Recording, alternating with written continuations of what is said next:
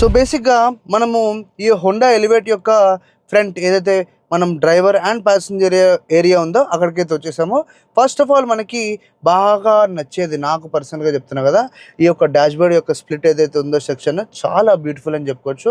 And కళ్ళకి కూడా మంచి ప్రీమియంనెస్ అయితే ఇది ప్రొవైడ్ చేస్తుంది. ఇక్కడ చూసుకుంటేనైతే మనకి 10.25 ఇంచ్ ఇన్ఫోటైన్మెంట్ స్క్రీన్ ఇచ్చారు.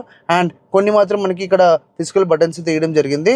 అండ్ ఈ యొక్క కార్‌లో బాగా ఇంట్రెస్టింగ్‌గా నాకు నచ్చింది ఏందంటే, నీకు ఏదైతే ఇన్‌స్ట్రుమెంట్ క్లస్టర్ ఉందో దాని యొక్క బ్రైట్‌నెస్ కూడా మనకి ఇక్కడ నుంచి పెంచుకోవచ్చు అండ్ తగ్గించుకోవచ్చు. అండ్ ఒకవేళ మనము ఈ యొక్క హెచ్‌వాక్ అంటే ఏసీ యొక్క యూనిట్ చూసినా కూడా మనకి ఈ బ్లోవర్‌కి అండ్ టెంపరేచర్‌కి ఫిజికల్ బటన్స్ ఇచ్చారు. అది కూడా one of the best option. And బాగా ఎండలో కారు పెట్టినప్పుడు రాంగానే ఇమ్మీడియట్‌గా కూలింగ్ కావడానికి మనకి మ్యాక్స్ కూల్ ఆప్షన్ అయితే ఇక్కడే ఇయడం జరిగింది. అండ్ ఈ యొక్క డబుల్ స్టిచ్చింగ్ గానీ, ఈ యొక్క ప్లాస్టిక్ వుడెన్ ఏదైతే ఫ్రేమింగ్ ఉందో అది బాగుంది. అండ్ ఏసీ యూనిట్స్‌కి సరౌండింగ్ ఏరియాస్‌లో చూసుకుంటేనైతే మనకి